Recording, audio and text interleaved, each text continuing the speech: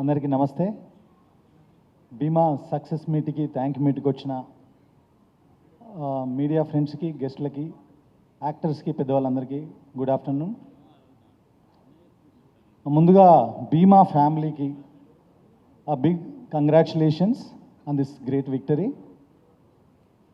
Firstly Gopichand గారికి thanks చెప్పాలి ఇలాంటి సినిమాని ఇచ్చినందుకు. ఎందుకంటే ఎంత పెద్ద కమర్షియల్ హీరో అయినా ఎప్పుడు కొత్త రకమైన సబ్జెక్టులు చేయాలంటే చాలా కష్టం. అలాంటిది ఒక మైథాలజీని, ఫ్యాంటసీని ప్రాపర్గా బ్లెండ్ చేసి ఒక కమర్షియల్ సినిమాని, ఇంత మంచి కమర్షియల్ సినిమాని మనకు అందించినందుకు ఆయనకు థ్యాంక్స్ చెప్పాలి. మనం చిన్నప్పుడు పరశురాముడు, గండ్రగొడ్డలి అనే మాటలు విన్నాము, అలాంటి కథలు చదివాము. కానీ ఈ సినిమాలో ఆయన ఒక పోలీస్ ఆఫీసర్గా చేతిలో అలాంటి గొడ్డలు పట్టుకొని యాక్షన్ చేస్తున్నప్పుడు, ఎస్పెషల్లీ ఇంటర్వెల్ ఫైట్ కానీ, క్లైమాక్స్ ఫైట్ కానీ, నాకు నిజంగా పరశురాముడు అంటే ఇలాగే ఉంటాడేమో, అసలు అలాంటి బ్లడ్ బ్లాత్ అంటే అలాగే ఉంటుందేమో అనిపించింది. అంత బాగా ప్రజెంట్ చేసినందుకు హర్ష గారికి థ్యాంక్స్.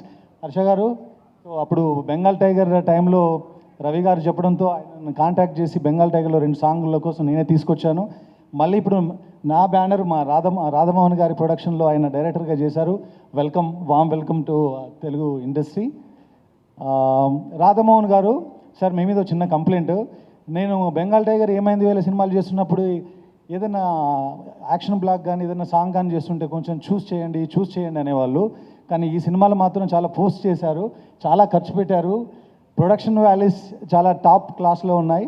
ఇంత మంచి సినిమాకి ఇంత బాగా ఖర్చు పెట్టి తీసినందుకు రాధమోహన్ గారికి కూడా థ్యాంక్స్ చెప్తున్నాను. ఎందుకంటే గోపి గారిని ఎలా ప్రజెంట్ చేయాలో, ఎలా ప్రజెంట్ చేస్తే మాస్ ఆడియన్స్కి ఆ మాస్ కట్అవుట్ దగ్గర అవుతుందో అంత బాగా ఆయన ఖర్చు పెట్టి తీశారు.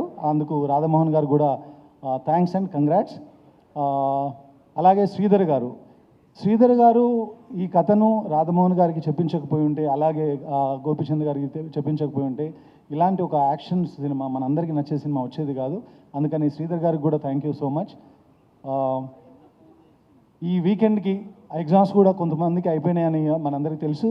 సో చూడని వాళ్ళు ఎవరైనా ఉంటే తప్పకుండా ఇప్పుడు రాబోయే వీకెండ్లో ఈ సినిమా వెళ్ళి చూడండి.